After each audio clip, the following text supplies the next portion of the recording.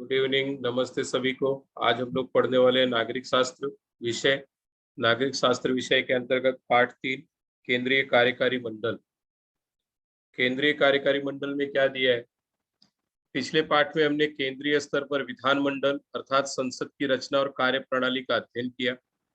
संसद में कितने सदस्य होते हैं उसके बारे में देखा। संसद का प्रमुख कौन है, भारत में किस तरह से लोकतांत्रिक तरीके से सरकार का गठन किया जाता है, इन सब के बारे में हम लोगों ने पहले देखा। अब इस पाठ में केंद्रीय कार्यकारी मंडल का अध्ययन करने वाले, तो देखते हैं केंद्रीय कार्यकारी मंडल में क्या क्या होता है।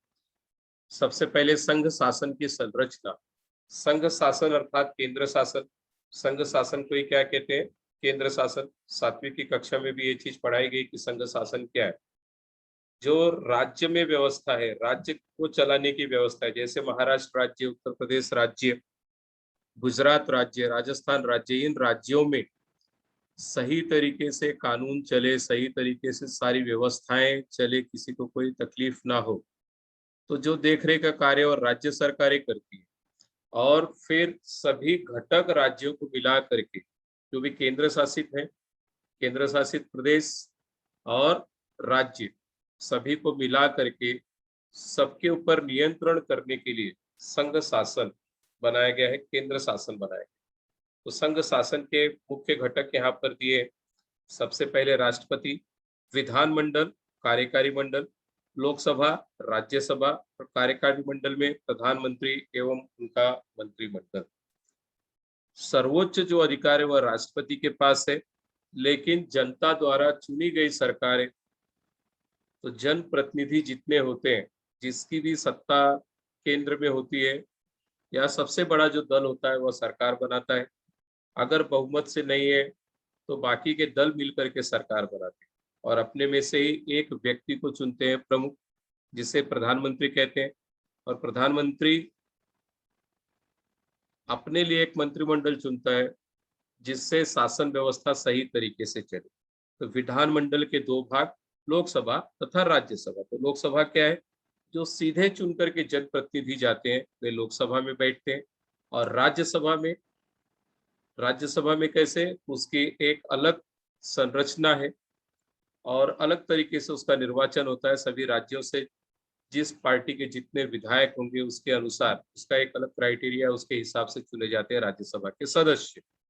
और लोकसभा के जो सदस्य हैं उनका जो कार्यकाल होता है वह 5 वर्षों का होता है। और राज्यसभा के जो सदस्य हैं उनके उन सदस्यों का कार्यकाल 6 वर्षों का होता है।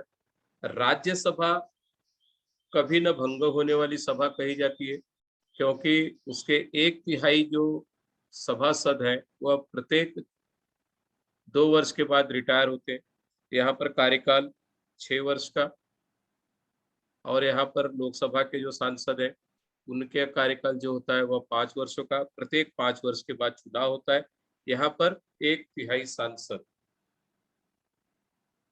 इलेक्ट होते हैं और उनके पहले उतने ही सांसद, उनका निर्वाचन जो समय है 6 वर्ष का कार्यकाल पूरा होता है, उनके बाद से या उनको फिर से आगे बढ़ाना है उनके कार्यकाल को, या फिर और दूसरे व्यक्ति को नियुक्त करके राज्यसभा में भेजना है, वह उनकी पार्टियां निर्धारित करती है। विधानमंडल, कार्यकारी मंडल और न्याय मंडल ये शासन संस्था की 3 शाखाएं हैं और जनता का हित ध्यान में रखकर जनता के कल्याण के लिए कार्य करते हैं। यह सब बातें हम जानते हैं। विधानमंडल में जनप्रतिनिधि, कार्यकारी मंडल जो भी कार्य करते हैं। और उसके बाद न्यायमंडल, अगर किसी भी तरीके से प्रजा के हित में कार्य नहीं हो रहा है तो हम न्यायालय जा सकते हैं, तो ऐसी व्यवस्था बनाई गई। तो संसदीय शासन प्रणाली में कार्यकारी मंडल विधानमंडल का ही अंग होता है और वह विधानमंडल के लिए उत्तरदायी होता है। अब यहाँ पर दिया है, रमा और 2 बच्चों के बीच में आपसी बातचीत हो रही है। राष्ट्रपति संवैधानिक प्रमुख और प्रधानमंत्री कार्यकारी प्रमुख है। दोनों पदों पर काम करने वाले व्यक्तियों में किस प्रकार का संबंध होता है? प्रधानमंत्री के ऊपर जो व्यवस्था है वह राष्ट्रपति की है। प्रधानमंत्री जो है वह चुन करके जाते हैं, पहले ही बताया मैंने। जितने भी इलेक्टेड मेंबर्स हैं उसमें से जो बहुमत की पार्टी होगी उसमें से एक व्यक्ति को चुना जाता है प्रधानमंत्री के पद पर। और प्रधानमंत्री अधिक पावरफुल होता है, किंतु राष्ट्रपति जो होता है उसके हस्ताक्षर के बिना, स्टैम्प के बिना कोई भी चीज आगे नहीं बढ़ पाती। अब यहाँ पर दिया है, दूसरी बच्ची जो है वो बता रही है, मुझे ऐसा लगता है कि प्रधानमंत्री राष्ट्रपति को नियमित रूप से मिलते हैं और वे शासन किस प्रकार चलाते हैं इसकी जानकारी देते हैं। हाँ, यह सही है।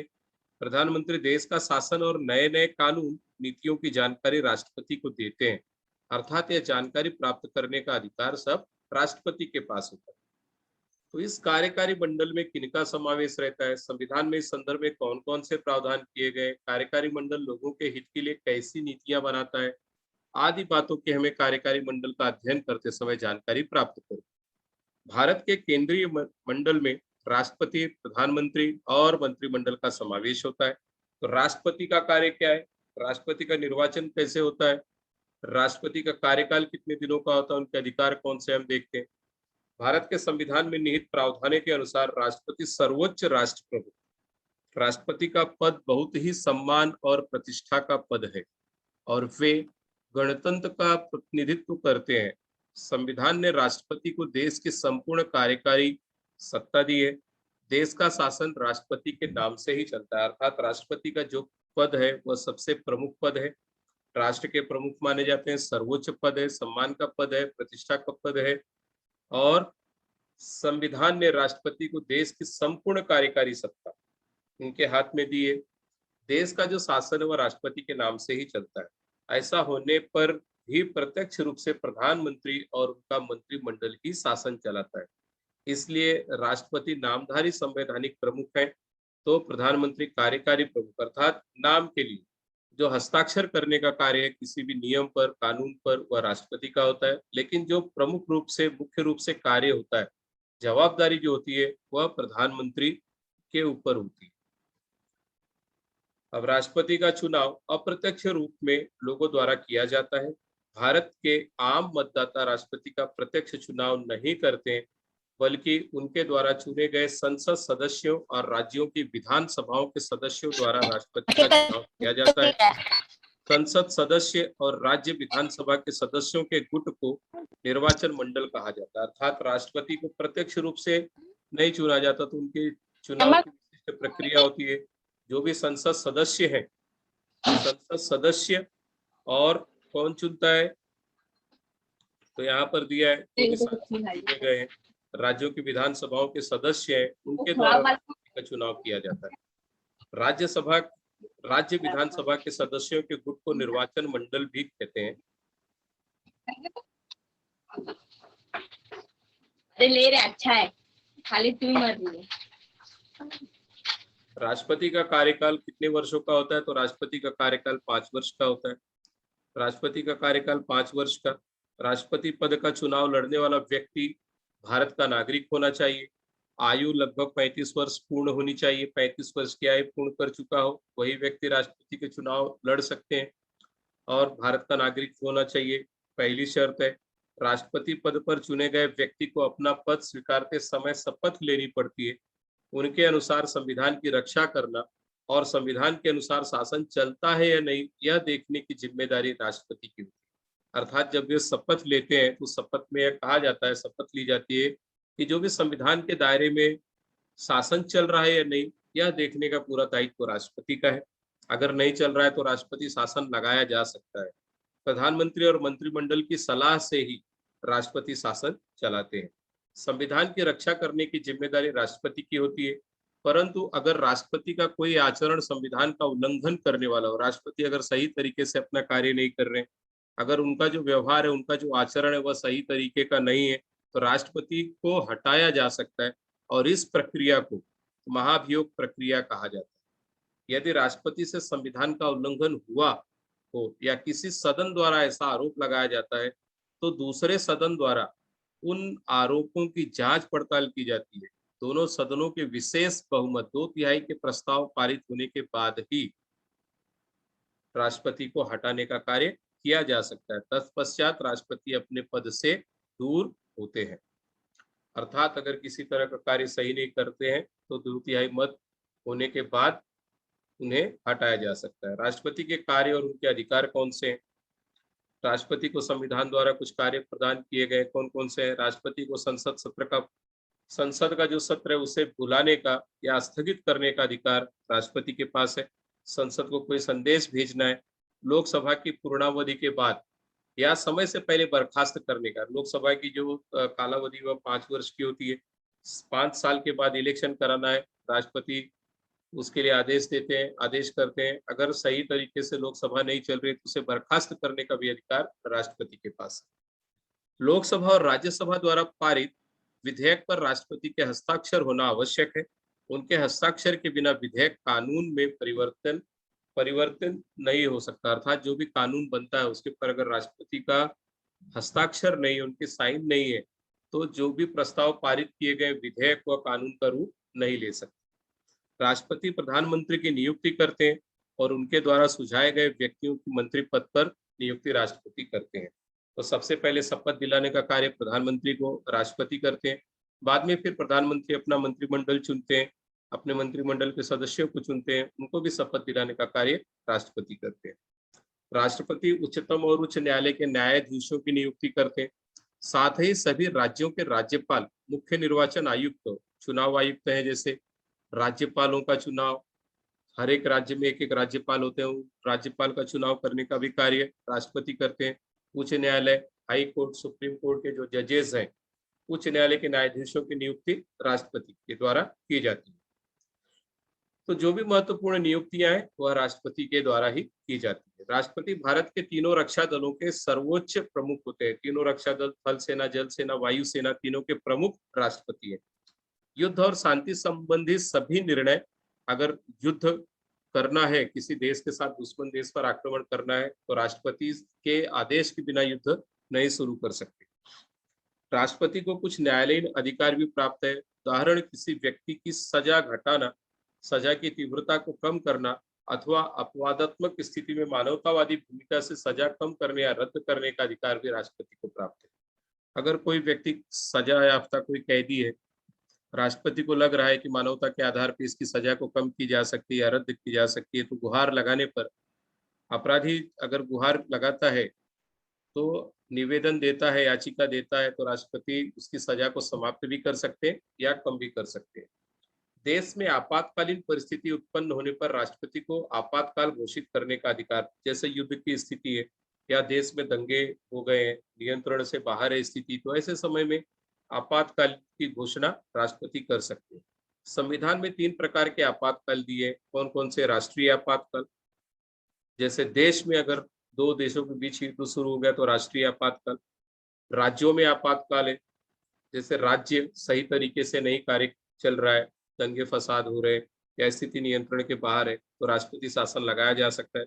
आर्थिक आपातकाल, अगर पैसे से बहुत ही ज्यादा परेशानी आ गई है, देश पर कोई बड़ी विपदा आ चुकी है, तो ऐसे समय आर्थिक आपातकाल लगाने का कार्य राष्ट्रपति कर सकते हैं।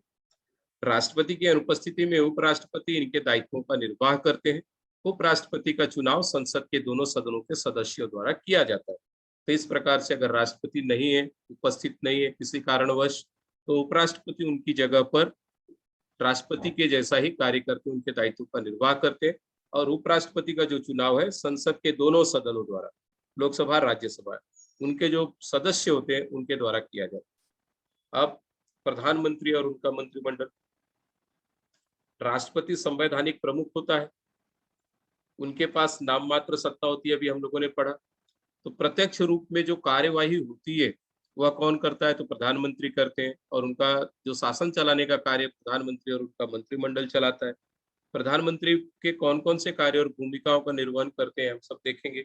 चुनाव में जिस दल को बहुमत मिलता है वह दल अपने नेता का प्रधानमंत्री पद के लिए चुनाव करता है। मैंने पहले ही बताया कि जैसे जो बड़ा दल है, अभी इस वक्त भारतीय जनता पार्टी की सरकार चल रही है, तो बड़ा दल है, बहुमत में है, तो उनके जो प्रमुख हैं, उनकी टीम ने जो चुना है, प्रधानमंत्री नरेंद्र भाई मोदी जी हैं, सम्माननीय। तो इस वक्त हमारे देश का जो कार्यकाल है, कार्यभार है, प्रधानमंत्री के पद के तौर पर नरेंद्र मोदी जी के पास है।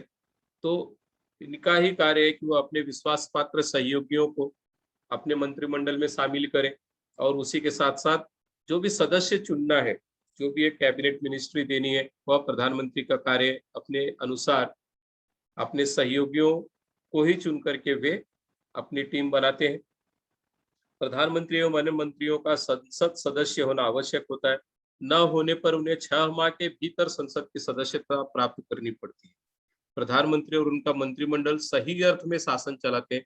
इसका अर्थ यह है कि शासन की वास्तविक सत्ता जो है वह प्रधानमंत्री और उनके मंत्रिमंडल के पास होती है। अब प्रधानमंत्री के कार्य कौन कौन से हम देखते हैं। प्रधानमंत्री सबसे पहले अपने मंत्रिमंडल का गठन करते हैं, अपनी एक टीम बनाते हैं और उसका लीड करने का काम प्रधानमंत्री कर रहे हैं। प्रधानमंत्री अपनी पार्टी के जो विश्वास पात्र सहयोगियों को पहले प्राथमिकता देते हैं और उनके साथ मंत्रियों का चयन करते समय उनका प्रशासकीय अनुभव, किसमें कौन सा कौशल्य है, कार्य किस तरह की क्षमता, जैसे कोई रेलवे मिनिस्टर बनता है तो रेल के बारे में उनका ज्ञान होना चाहिए, कोई पेट्रोलियम मिनिस्टर है तो कोई पर्यटन उद्यान मंत्री है तो कोई सड़क परिवहन मंत्री है। तो इस तरह से अलग अलग विभागों को देते समय, नियुक्त करते समय उस व्यक्ति की योग्यता को देखने का कार्य प्रधानमंत्री करते हैं। मंत्रिमंडल में किनका समावेश करना यह तय करने के बाद प्रधानमंत्री उनके विभागों का वितरण करते हैं। प्रधानमंत्री मंत्रिमंडल का नेतृत्व करते हैं। मंत्रिमंडल की सभी सदा जितनी भी सभाएं होती है, जो भी मीटिंग्स होती हैं, तो प्रधानमंत्री की अध्यक्षता में होती है।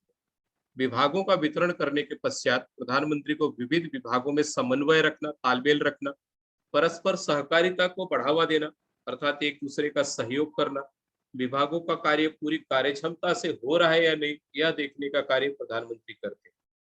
अंतरराष्ट्रीय क्षेत्र में देश की प्रतिमा को ऊंचा, अभी जैसे हमारे प्रधानमंत्री अमेरिका में जाकर आए तो ऐसे अनेक देशों के उन्हें दौरे करने पड़ते हैं, तो विश्व स्तर पर अपने देश का सम्मान बढ़ाने का कार्य उनके हाथ में होता है। तो देश की जनता को आश्वस्त करना, आपदा के समय में, जैसे अभी आपदा का समय था, कोरोना काल था, तो उस समय इमरजेंसी लागू करना, पूरी तरह से लॉकडाउन की स्थिति आ गई थी, तो यह ऐसे समय में जनता को आश्वस्त करने का कार्य प्रधानमंत्री के पास होता है। तो ऐसे अनेक कार्यों का निर्वहन प्रधानमंत्री को करना पड़ता है। मंत्रिमंडल के कार्य क्या है, तो प्रधानमंत्री ने जो अपना मंत्रिमंडल चुना है तो उसके कार्य क्या है। तो संसदीय शासन प्रणाली में मंत्रिमंडल कानून निर्मिति में अग्रसर रहता है, तो जो भी कानून बनाने का कार्य वो मंत्रिमंडल करता है। उसका प्रारूप तैयार किया जाता है, कौन सा कानून बनाना है, जैसे किसान कानून है या न्यू एजुकेशन पॉलिसी है, तो उससे रिलेटेड जो भी चीजें है उस पर डिस्कस किया जाता है, उस पर चर्चा की जाती है। मंत्रिमंडल में चर्चा होने के बाद फिर वो प्रस्ताव आगे भेजा जाता है। यहाँ पर दिया मंत्रिमंडल को शिक्षा, कृषि, उद्यम, स्वास्थ्य, विदेश व्यवहार आदि अनेक विषयों पर एक निश्चित नीति अथवा कार्य की दिशा निर्धारित करनी पड़ती है। मंत्रिमंडल द्वारा निर्धारित नीति के संबंध में संसद को विश्वास में लेना पड़ता है, इसलिए मंत्रिमंडल के मंत्री अपने विभाग की नीति को संसद में प्रस्तुत कर उसे संसद की मंजूरी पाने की कोशिश करते हैं। अर्थात अकेले कोई प्रस्ताव पास नहीं कर सकता, पूरा संसद उस पर सहमत होना चाहिए। उस पर बहुत लंबी चर्चा चलती है, चर्चा होने के बाद वह कानून का रूप लेता है। मंत्रिमंडल की मुख्य जिम्मेदारी नीतियां कार्यान्वित करने की होती है। संसद द्वारा उन नीतियों को या कानून प्रस्ताव को मंजूर किए जाने पर मंत्रिमंडल उसे अमल में लाता है। तो इस तरह से जब कानून पास हो जाता है तब वह किस तरह से अमल में लाया जाए, वह मंत्रिमंडल उस चीज को देखता है। संसद मंत्रिमंडल पर किस प्रकार नियंत्रण रखती है। संसदीय शासन प्रणाली में संसद मंत्रिमंडल पर नियंत्रण रखने का प्रयत्न करती है। कानून अथवा नीतियों की निर्मिति, उसे अमल में लाना, अर्थात कानून बनने के बाद वो किस तरह से अमल में लाया जा रहा है उस पर नियंत्रण करने का कार्य संसद करती है, उसका मंत्रिमंडल करता है। तो नियंत्रण के कुछ उपाय यहाँ पर आगे दिए। चर्चा और विचार विमर्श, कानून बनाते समय संसद में चर्चा होती है, विचार विमर्श किया जाता है। मंत्रिमंडल विपक्ष की जो टीम होती है वह भी उस पर चर्चा करती है, अगर उसमें कोई खामियां है, कमियां है, उसे निकाला जाता है, उसे संशोधित किया जाता है। कानून को पूरी तरह से निर्दोष बनाने के लिए चर्चा और विचार विमर्श आवश्यक होता है। फिर प्रश्न काल आयोजित किया जाता है। अगर संसद की कार्यवाही आप लोग देखेंगे तो इस तरह के चर्चा और विचार विमर्श, आप लोग इन सब बातों को देख सकते हैं कि किस तरह से सांसद अपनी बात को रखते हैं। उसके बाद फिर प्रश्न काल रखा जाता है संसद में चर्चा के समय। तो संसद सत्र के समय सदन की कार्यवाही की शुरुआत संसद प्रश्न पूछते हैं, प्रश्नोत्तर काल होता है। प्रश्नों के अगर संतोषजनक उत्तर संबंधित मंत्री नहीं दे पाया तो उस समय कई बार संसद को भंग करने का भी ऐसा वाकया हम लोग देखते हैं आए दिन। फिर जो विपक्ष है वह शासन की आलोचना कर सकता है, प्रश्न उपस्थित कर सकता है।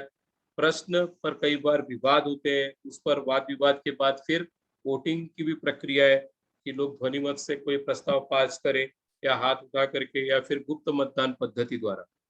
तो निषेध व्यक्त करने का जो अधिकार है वह सांसदों को है।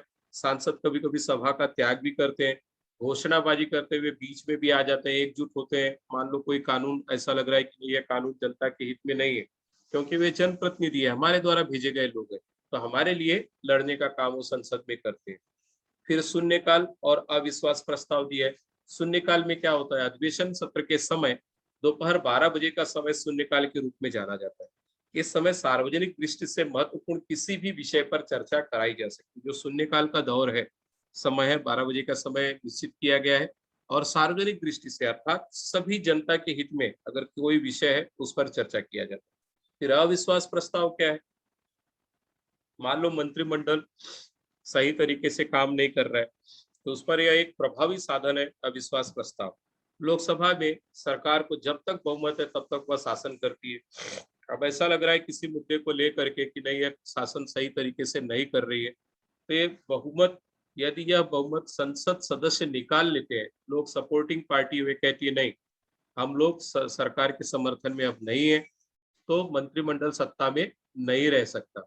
अब हमारा मंत्रिमंडल पर विश्वास नहीं रहा, अतः इस मंत्रिमंडल को भंग कर देना चाहिए, तो संसद सदस्य अविश्वास प्रस्ताव ला सकते हैं। अगर बहुमत से यह प्रस्ताव पारित हो गया तो मंत्रिमंडल को त्याग पत्र देना पड़ता है। अगर और कोई पार्टी है तो फिर से वह रूलिंग पार्टी की तरह कार्य करती है, नहीं है तो फिर से री इलेक्शन, ऐसे कई बार कई राज्यों में भी देखा जाता है।